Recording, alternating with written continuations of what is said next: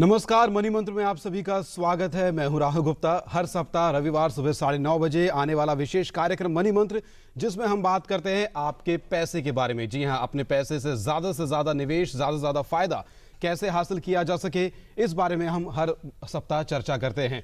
और आज हम बात करने वाले हैं निवेश के ही एक बेहतरीन विकल्प के बारे में। सही वक्त पर सही निवेश एक बहुत अहम फैसला होता है। हम लोगों के पास नियमित आय तो होती है, लेकिन कई बार नियमित तौर पर हम लोग निवेश नहीं कर पाते हैं।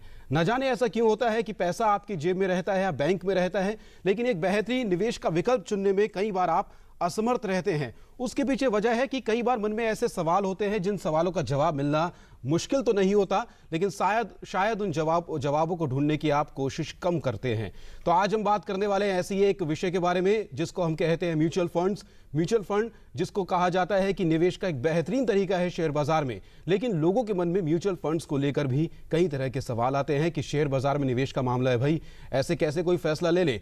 तो हर खास चर्चा के बाद आप इस बारे में निवेश का फैसला लेते हैं। अगर आपके मन में भी कोई सवाल है म्यूचुअल फंड के बारे में, जानना चाहते हैं दरअसल ये फंड्स क्या है, इन फंड्स में जब आप पैसा जमा करते हैं तो वो किस तरह से शेयर बाजार में निवेश किया जाता है, और क्यों शेयर बाजार में सीधे निवेश के मुकाबले म्यूचुअल फंड के जरिए जो निवेश किया जाता है उसको ज्यादा सुरक्षित माना जाता है। तमाम सवाल है, उन सवालों का जवाब ढूंढेंगे। आप भी हमारे कार्यक्रम में शामिल हो सकते हैं। हमारे नंबर्स हैं 0112309768 और 0112309765। ये 10 बजे तक लाइव कार्यक्रम है। आप हमें ईमेल भी कर सकते हैं। हमारा ईमेल एड्रेस है ddmoneymonth@gmail.com। और आपके तमाम सवालों का जवाब देने के लिए खास मेहमान हमारे साथ स्टूडियो में मौजूद हैं। धीरेन्द्र कुमार जी हैं, निवेश मामलों के जानकार। बहुत बहुत स्वागत है धीरेन्द्र कुमार जी। आपका। धीरेन्द्र कुमार जी से जानने की कोशिश करेंगे कि म्यूचुअल फंड में किस तरह से आप पैसा निवेश कर सकते हैं। आप अपनी कमाई को कितनी बड़ी पूंजी में बदल पाएंगे, ये इस पर निर्भर करता है कि आप उसे कैसे और कहां निवेश करते हैं। शेयर बाजार में पैसा लगाने वाले कई लोगों ने जमकर पैसा कमाया है तो कई लुटे भी हैं। अगर आप शेयर बाजार के जानकार नहीं हैं तो सीधे शेयर बाजार की आंच में आने से बचिए। ऐसे में आपके काम आते हैं mutual funds. Dhirendra Kumar ji, mutual fund दरअसल क्या है, और जो लोग इसके बारे में ABCD समझना चाहते हैं उनको आप कैसे बताएंगे ये म्यूचुअल फंड्स क्या है, क्यों इसको ज़्यादा सुरक्षित माना गया है शेयर बाजार में सीधे निवेश के मुकाबले? दो चीज़, एक तो जैसा ग्राफिक्स में आप बता रहे थे कि म्यूचुअल फंड शेयर बाजार की तुलना में बेहतर तरीके से पैसा लगाने का, हाँ वो तो है ही है, लेकिन म्यूचुअल फंड केवल वो नहीं है। ये एक बहुत बड़ा भ्रम है कि म्यूचुअल फंड केवल शेयर बाजार में पैसा लगाने का एक जरिया है और आप बेहतर तरीके से लगा पाते हैं डाइवर्सिफिकेशन की वजह से, या कोई पैसा आपका मैनेज कर रहा होता है। म्यूचुअल फंड बहुत तरीके के होते हैं। अगर आपको कुछ दिनों के लिए पैसा लगाना हो तो उसका, वैसे म्यूचुअल फंड का शेयर बाजार से कुछ लेना देना नहीं है। वो आपके सेविंग्स बैंक अकाउंट का विकल्प है जहाँ पे आपको बेहतर रिटर्न मिल पाता है। क्योंकि अगर आप सेविंग्स बैंक में को देखें कि जहाँ पे पैसा आपका एक तरह से ऑन डिमांड रहता है, आपका पैसा पड़ा हुआ है। लिक्विड फंड के अगर आप रिटर्न देखें जिस पे आपको केवल 4% आमतौर पे मिल पाता है, और लिक्विड फंड देखें तो जहाँ पे आप उसी तरह से आप निवेश करते हैं, आपके बैंक खाते से निवेश होता है, बैंक खाते में पैसा वापस आता है और आप सेविंग्स बैंक की तुलना में ज़्यादा बेहतर रिटर्न डिराइव कर पाते हैं। ये पैसा आपका कुछ दिनों का होता है, उसी तरह से कुछ महीने का, कुछ सप्ताह का, और जब कई सालों का पैसा होता है तो वही पैसा आपका बाज़ार में लगना चाहिए। और बाज़ार में जब आप सीधा पैसा लगाते हैं तो आपके पास विकल्प है कि आप किसी ब्रोकर के यहाँ जाएं, अकाउंट खोलें, डीमैट अकाउंट खोलें, ब्रोकरेज अकाउंट खोलें और आप शेयर खरीदें। वहाँ पे एक बहुत बड़ी समस्या है। एक तो शेयर के बारे में जो धारणा है कि आप तेज़ी से पैसा बना सकते हैं और तेज़ी से आपका पैसा कम हो जाता है, ये धारणा ही गलत है। आप जब शेयर खरीदते हैं तो आप एक कंपनी के मालिक बन रहे हैं, और जब आप कंपनी के मालिक बन रहे हैं, और कंपनियों का दाम हालांकि रोज़ स्टॉक एक्सचेंज खुलता है और रोज़ वहाँ बदलाव देखा जाता है, लेकिन कंपनियों के स्थिति में बदलाव उस रफ्तार से नहीं आता है। रोज़ कंपनियों की स्थिति में बदलाव नहीं आता है। तो इसका चुनाव करना, किस समय के लिए खरीदना है, और कंपनी बनाना और कंपनी का ओनर बनना और कंपनी का स्टॉक होल्डिंग, ये उस ओरिएंटेशन की जरूरत है जो कि आम निवेशक में नहीं है। वो एक स्पेकुलेटिव मोड में आता है। और यहाँ पे एक बहुत बड़ा कॉन्फ्लिक्ट ऑफ इंटरेस्ट है। ब्रोकर जो है उनकी कमाई होती है ब्रोकरेज से, और निवेशकों की कमाई होती है जब आपके एक कंपनी का पैसा लगाते हैं और उस कंपनी का दाम बढ़ जाता है क्योंकि वो कंपनी अच्छा करती है। तो ब्रोकर आपको हमेशा आमतौर पे इनकरेज करेगा कि आप जल्दी से खरीदिए, जल्दी से बेचिए, क्योंकि उसकी कमाई हो रही है, लेकिन उसमें निवेशक की कमाई नहीं हो रही। तो ये एक बहुत बड़ा कॉन्फ्लिक्ट ऑफ इंटरेस्ट है। जी हाँ, ऐसे किस तरह से जांच करें, क्योंकि काफ़ी एडवर्टीजमेंट आती है जब आप किसी के पास परामर्श के लिए जाते हैं, किसी से राय लेने के लिए जाते हैं, तो उनके वेस्टेड इंटरेस्ट भी होते हैं। ऐसे में आप किस तरह से जांचें कि जो म्यूचुअल फंड में आप पैसा निवेश करने जा रहे हैं वो दरअसल उसकी सेहत अच्छी है, वो आपको फ़ायदा देकर जाएगा? क्या क्या पैमाने इसके हो सकते हैं? मैं म्यूचुअल फंड एक बार दोबारा परिभाषित करना चाहूँगा कि ये तो था बाजार का। तो इससे बचने के लिए या बाजार में भागीदारी के लिए एक दूसरा विकल्प है म्यूचुअल फंड, जो कि आपको डाइवर्सिफिकेशन देता है। अगर आपके पास 5-10 हज़ार रुपया हो, स्टॉक मार्केट में लगाना हो, तो आप डाइवर्सिफाई आसानी से नहीं कर सकते हैं। कर सकते हैं, लेकिन बड़ा मुश्किल है करना। उसके बाद उस सोच के साथ लगाना कि आप इससे फ़ायदा उठाएंगे, तो म्यूचुअल फंड आपको इंस्टेंट डाइवर्सिफिकेशन देता है। अगर एक आम निवेशक 2-3 चीज़ करे तो इन चीज़ों से काफ़ी हद तक बच सकता है। एक तो आप नियमित रूप से पैसा लगाएं, जिससे कि बाजार का जो उतार चढ़ाव है उसका आप फ़ायदा उठा पाएंगे। लंबे समय का पैसा ही आप केवल इक्विटी फंड में लगाएं, क्योंकि अगर आपने 6 महीने का पैसा, 8 महीने का पैसा लगाया, तो 6-8 महीने में बाजार की स्थिति काफ़ी ख़राब हो सकती है। 6-8 महीने, लेकिन आप किसी भी अवधि में देखेंगे कि अगर आपने 4 साल, 5 साल, 10 साल, 6 साल के लिए अगर आपने इन्वेस्ट किया है, तो वो 6 साल का होल्डिंग पीरियड आपके रिटर्न को हमेशा पॉजिटिव करता है, आप फिक्स्ड इनकम को हमेशा बीट करते हैं। लेकिन 6 महीना, साल भर, 2 साल, 3 साल का पीरियड भी काफ़ी गंभीर तरीके से आपके पैसे को नुकसान कर सकता है। तो एक साथ पैसा मत लगाइए, लंबे समय का पैसा ही केवल लगाइए इक्विटी में, और उतार चढ़ाव से घबराइए मत। उतार चढ़ाव से घबराइए मत, और लंबी अवधि के लिए पैसा लगाएं, वो सबसे बेहतरीन। ये दोनों चीज़ अगर रहा तो आपके लिए उतार चढ़ाव से घबराने की स्थिति नहीं बनती है, क्योंकि एक तो आप धीरे धीरे पैसा लगा रहे हैं और आपको कल पैसे की उस पैसे की जरूरत नहीं है। अगर ये स्थिति नहीं होती है तो अपना साइकोलॉजी मैनेज करना, मुझे लगता है, इन्वेस्टमेंट से फायदा उठाने के लिए बड़ा जरूरी है। काफ़ी सवाल होंगे दर्शकों के मन में। कोटा से हमारे साथ संजीव कुमार है फोन लाइन पर। बहुत बहुत स्वागत है संजीव कुमार जी, आपका सवाल पूछ सकते हैं आप अपना। जी संजीव जी, अगर आपको आवाज आ रही है तो सवाल पूछ सकते हैं आप। चलिए, संजीव कुमार से हमारा संपर्क नहीं हो पाया है। कोटा से उन्होंने हमें फ़ोन किया था। आपसे गुजारिश है कि आप दोबारा फ़ोन करें, आपके सवाल को हम ज़रूर शामिल करने की कोशिश करेंगे। दर्शकों से गुजारिश है, जिस वक्त आप अपना सवाल पूछ रहे हैं, कृपया अपने टीवी की आवाज़ को बंद कर दें, ताकि आपकी आवाज़ यहाँ गूंजे नहीं और सही तरीके से हम आपके सवाल को भी सुन पाएँ और सही तरीके से बिना किसी व्यवधान के आप हमारे जवाब को भी सुन पाए। आपके सवालों का हमें लगातार इंतजार है। धीरेन्द्र कुमार जी, पैमाने के बारे में हम फिर से जानना चाहेंगे कि क्या पैमाना है, किस तरह से म्यूचुअल फंड को हम जांचें? अब म्यूचुअल फंड का चुनाव कैसे करें? सबसे पहला चुनाव आपका ये होना चाहिए कि आपकी अवधि क्या है और कौन से फंड का चुनाव करें। कुछ दिनों का पैसा है लिक्विड फंड, कुछ महीनों का पैसा है अल्ट्रा शॉर्ट टर्म फंड या शॉर्ट टर्म फंड, कुछ साल का पैसा है, 1-2 साल का पैसा है, लेकिन आप उस पैसे की अगर 3 साल से कम का पैसा है और उस पैसे की बहुत निश्चित आपके खर्च करने का प्लान है या कोई इन्वेस्टमेंट का प्लान है, आपको मकान खरीदना है, डाउन पेमेंट है या बच्चे के पढ़ाई के लिए पैसा इकट्ठा हुआ है, उस पैसे को आप इनकम फंड में ही लगाएं। वो इक्विटी इसके लिए नहीं बना है। 3 साल से कम अवधि के लिए इक्विटी में पैसा आपको नहीं लगाना चाहिए। उससे ज़्यादा अवधि का जो पैसा है, अगर 3 से 5 साल के लिए है, बैलेंस फंड में आप लगातार निवेश करें। 5 साल से तो एक चुनाव तो ये है कि किस तरह के फंड में पैसा लगाएं। जब आप ये निर्धारित कर लेते हैं तब कौन सा वाला फंड में निवेश करें। उसके लिए एक सिंपल यार्डस्टिक लोगों को फॉलो करना चाहिए कि जब आप इक्विटी का चुनाव कर रहे हैं तो देखें कि कम से कम उसका 5 साल का ट्रैक रिकॉर्ड है, बुरे बाजार में उसका प्रदर्शन कैसा रहा है, अच्छे बाजार में प्रदर्शन कैसा रहा है। और एक ज़रूरी चीज़ जो कि निवेशकों को खासकर ध्यान देना चाहिए, जो कि नहीं करने वाला है, कि आमतौर पर निवेशक 1 साल का 6 महीने का रिटर्न कैसा है उसको देखकर निवेश करते हैं, उसे देखकर कभी निवेश ना करें। 5 साल की हिस्ट्री को देखें, 5 साल की हिस्ट्री को देखें, गिरते बाजार में उसका कैसा प्रदर्शन रहा है वो भी देखना, बढ़ते, और आमतौर पे, क्योंकि आपके लिए एक अच्छा फंड वो है जो कि बढ़ते बाजार में बढ़े और गिरते बाजार में कम गिरे, और कम समय में कुछ भी हुआ हो, लेकिन अगर 4-5 साल की अवधि के लिए आप निवेश कर रहे हैं, उस अवधि में अगर आपको रिटर्न अच्छा नहीं, अगर आप ये 2 चीज़ देखें और एक चीज़ जो नहीं करना है कि कम समय के लिए आपको अच्छा प्रदर्शन देख करके आप आकर्षित ना हो, तो ये 2-3 चीज़ करने पे मुझे लगता है कि आमतौर पे निवेशकों का एक्सपीरियंस अच्छा रहेगा। अपनी ये रिसर्च कैसे कर सकते हैं ये जानेंगे, उससे पहले कॉलर से बात कर लेते हैं। पंजाब से परमजीत हैं हमारे साथ। बहुत बहुत शुक्रिया आपका फ़ोन करने के लिए। आप सवाल पूछ सकते हैं अपना। हाँ जी सर, मैं ये पूछना चाह रहा हूँ कि मैंने ना SBI में अभी FD करवाई है, तो वो 7.25% रेट ऑफ इंटरेस्ट दे रहे हैं। तो जब मैं गया तो उन्होंने कहा कि आप इसमें म्यूचुअल फंड में इन्वेस्ट करिए, आपको 8.5% तो ग्रांटेड मिलेगा ही मिलेगा, प्लस मार्केट के हिसाब से आपको कुछ और भी इन्वेस्टमेंट होगी।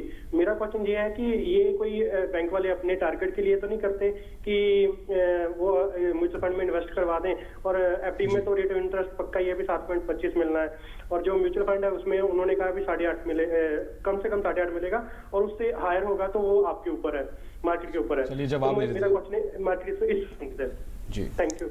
जी हाँ, आपको गलत जानकारी दी गई है। कोई भी म्यूचुअल फंड आपको किसी तरह की गारंटीड रिटर्न नहीं देता है। अगर गारंटीड रिटर्न ही आपका उद्देश्य है तो डिपॉजिट आपके लिए विकल्प है। डिपॉजिट बेहतरीन विकल्प नहीं है, लेकिन आपको अगर रिटर्न की गारंटी चाहिए तो आपके पास कोई और विकल्प नहीं है। दूसरा विकल्प है, आप पोस्ट ऑफिस के जो स्कीम्स हैं या सीनियर सिटीजन सेविंग स्कीम है या पोस्ट ऑफिस का MIP है, जहाँ पे आपको निश्चित तौर पे वो रिटर्न मिलेगा।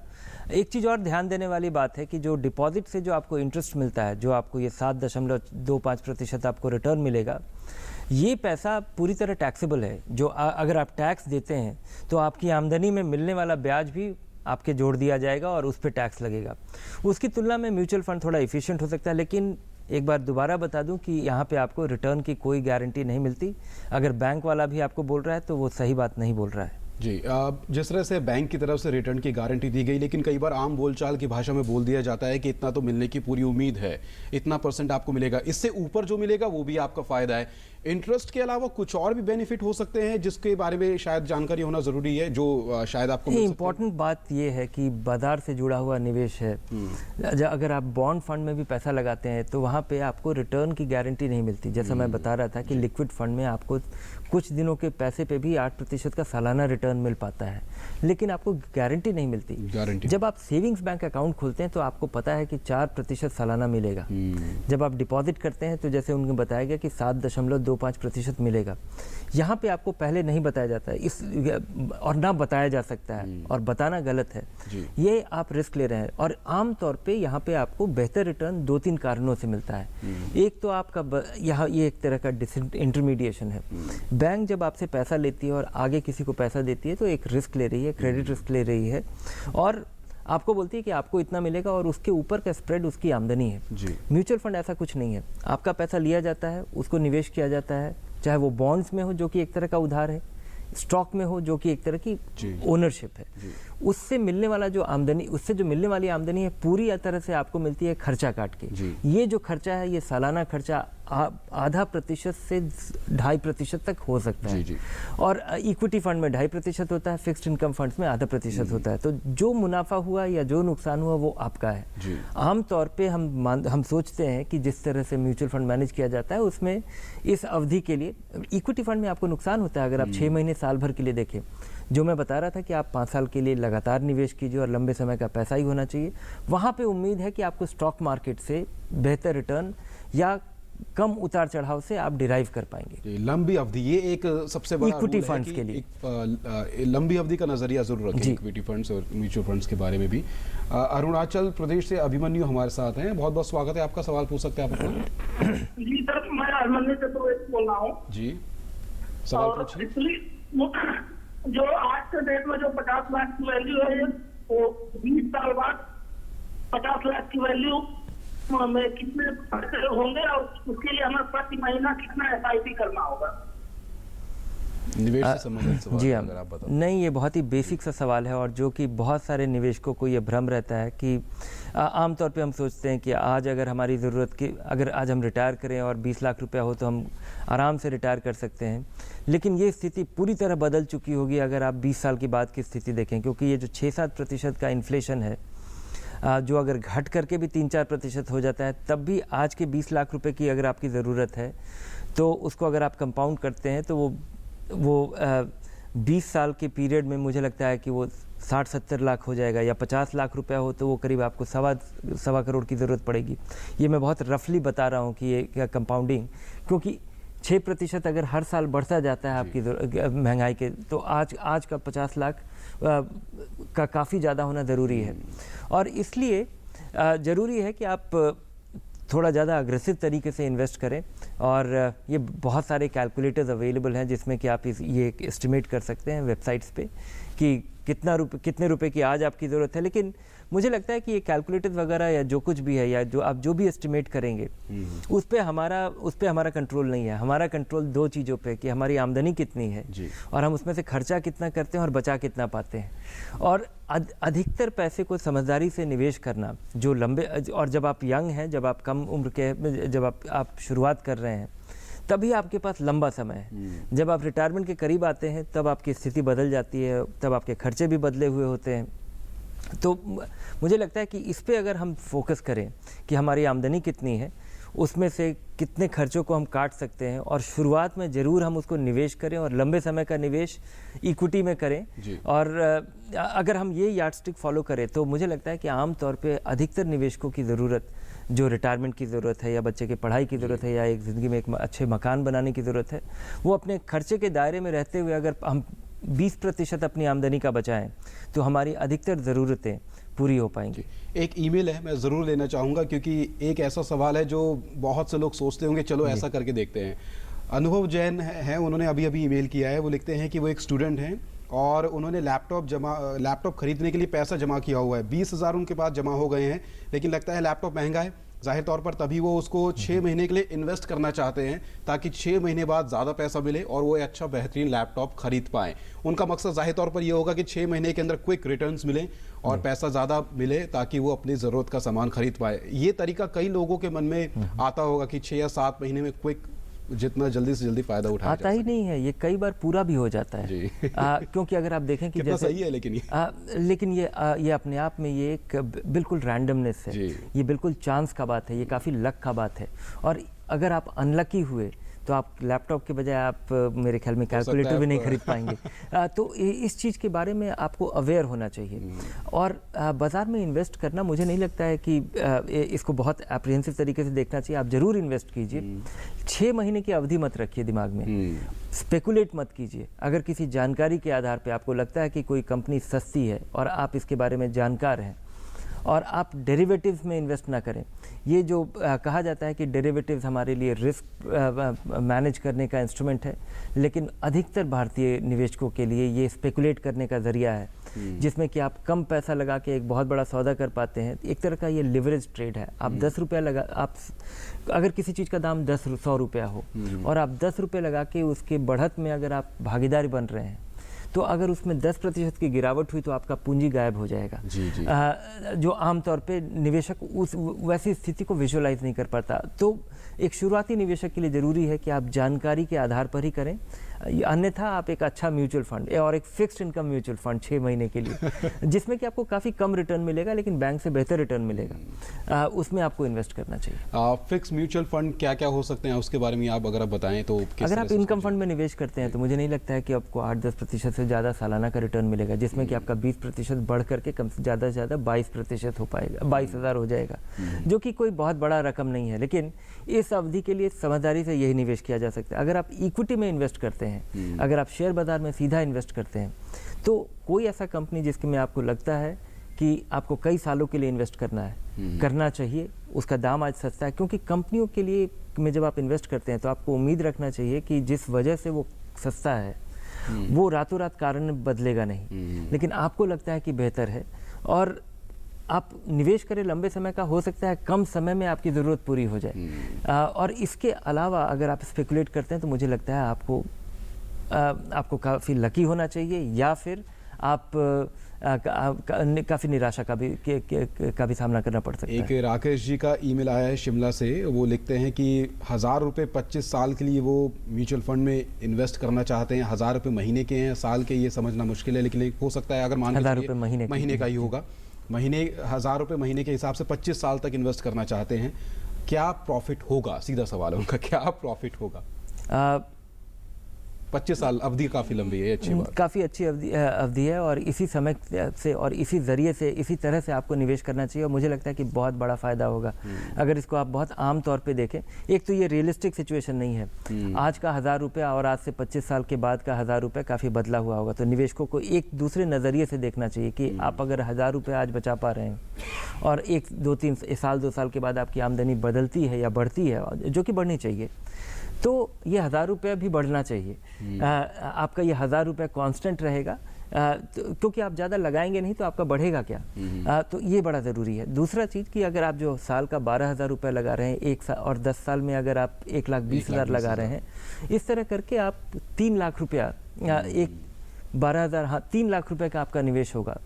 ये 3 लाख रुपया आपको फिक्स्ड इनकम से ज़्यादा रिटर्न देगा और ये इन्फ्लेशन से ज़्यादा रिटर्न देगा, फिक्स्ड इनकम से ज़्यादा रिटर्न देगा। और अगर आप नियमित रूप से लगाते रहते हैं तो मुझे लगता है कि अगर आप सेंसेक्स जैसे चीज़ में भी लगा होता तो ये कम से कम 10 गुना 12 गुना पैसा हो जाएगा। और ये पैसा इस तरह से होगा कि आप कभी भी रियलाइज़ कर सकते हैं। ये पैसा पूरी तरह टैक्स फ्री होगा क्योंकि ये इक्विटी में लग रहा है। तो ये बड़ी रकम में तब्दील हो सकता है, लेकिन ये उससे भी बड़ी रकम होगी या अगर आप 1000 रुपये को अपने आमदनी के साथ जोड़ करके देखें कि आप अपने आमदनी का अगर 5% निवेश कर रहे हैं तो जब आपकी आमदनी बढ़ जाएगी तब भी उसका 5% आप इन्वेस्ट करेंगे। जी, उस हिसाब से रखें तो ज़्यादा आप रियलिस्टिक वे में आप इन्वेस्ट कर पाएंगे। अभिषेक कुमार का ईमेल है, वो लिखते हैं कि इक्विटी लिंक स्कीम्स से जुड़े जो म्यूचुअल फंड्स हैं और उनके टैक्स रेट्स के बारे में वो पता करना चाहते हैं। आप जब ELSS में पैसा लगाते हैं तो वो पैसा आप सालाना अधिकतम 1.5 लाख रुपए तक लगा सकते हैं और वो पैसा आपकी आमदनी से घटा दिया जाता है टैक्स जोड़ने के लिए। तो एक तो सीधा फ़ायदा तब होता है जब आप पैसा लगाते हैं। चूँकि आप 3 साल तक होल्ड करते हैं और ये इक्विटी इन्वेस्टमेंट है तो इस वजह से उससे मिलने वाला सारा रिटर्न टैक्स फ्री होता है। तो ELSS मुझे लगता है एक किसी भी शुरुआती निवेशक के लिए बेहतरीन विकल्प है, जिसमें आपको लगाते समय पैसा मिलता है, जब वो बढ़ता है तब आपको कोई टैक्स नहीं देना होता है और जब आप अपना पैसा निकालते हैं तो पूरी तरह से टैक्स फ्री होता है। जी, गौरव कुमार का ईमेल आया है, वो लिखते हैं कि कृपया SIP को थोड़ा सा समझाएं और कितना अमाउंट SIP में आप इन्वेस्ट कर सकते हैं और किसको संपर्क करना है SIP में इन्वेस्ट करने के लिए, और 50,000 रुपये सालाना वो रिटायरमेंट प्लान के हिसाब से इन्वेस्ट करना चाहते हैं। क्या पर्पज़ है इसका? SIP के बारे में थोड़ा सा समझना चाहते हैं गौरव। SIP की शुरुआत करने के लिए, किसी भी म्यूचुअल फंड में निवेश करने के लिए या शुरुआत करने के लिए ज़रूरी है कि आप एक बार KYC कराएं। KYC कराने के लिए आपके पास जो स्टैंडर्ड है कि पैन होना चाहिए और एक बैंक खाता होना चाहिए। अगर ये 2 चीज़ है तो इसके बाद आप किसी भी म्यूचुअल फंड एजेंट से संपर्क करें, एक क्रॉस चेक और फॉर्म भरना और ये इसकी शुरुआत हो जाती है। जी, आप किस तरह से आगे बढ़ा जा सकता है म्यूचुअल फंड में निवेश करने के लिए? ये SIP का जो आपने ज़रिया बताया, क्या यही तरीका म्यूचुअल फंड का भी है? आप जैसे मार्केट में शॉपिंग करने जाते हैं, आप सामान खरीदते हैं और पेमेंट कर देते हैं, बड़ा आसान तरीका है। म्यूचुअल फंड का भी क्या खरीदने का यही तरीका है? बहुत सारे, एक तो आप अगर म्यूचुअल, जैसा मैंने पहले बताया कि आप सबसे पहले चुनाव करें कि अपनी अवधि के हिसाब से आप किस में निवेश करना चाहते हैं। उसके बाद आप चुनाव करें कि कौन सा फंड। अगर ये आप नहीं कर सकते हैं तो किसी एडवाइज़र से संपर्क करें। ढेर सारे म्यूचुअल फंड एजेंट हैं जो कि आपको मदद करेंगे ये सारा कुछ करने में, शुरुआत करने में भी। और अगर आप ये खुद करना चाहते हैं तो किसी भी म्यूचुअल फंड का चुनाव करने के बाद उनके वेबसाइट पे आप ऑनलाइन इन्वेस्ट कर सकते हैं जी। और उसके अलावा बहुत सारे वेब एग्रीगेटर्स हैं जैसे फंड्स इंडिया या स्क्रिप्ट बॉक्स या कुछ और हैं जहाँ पे आप चुनाव कर ये सारा फुल साइकिल वहाँ पे हो पाएगा। म्यूचुअल फंड में निवेश करने के लिए 2 चीज़ ज़रूरी है, बैंक अकाउंट और अगर आप ऑनलाइन एक्सेस है जहाँ पे आप इंस्ट्रक्ट कर पाते हैं कि आपके बैंक के खाते से हर महीने 1000 रुपये या 5000 रुपये आपके अकाउंट से माइनस हो, से डेबिट हो पाए उस फंड में निवेश होने के लिए। अगर ये इनेबल आप कर पाते हैं तो आपके लिए ऑनलाइन इन्वेस्ट करना देश भर में पैन नंबर ज़रूरी है। अगर आप 50,000 रुपये से ज़्यादा का निवेश करते हैं तब पैन नंबर की भी आवश्यकता होगी। 50,000 रुपये सालाना निवेश से ज़्यादा हो तब आपके लिए पैन नंबर अनिवार्य है जी।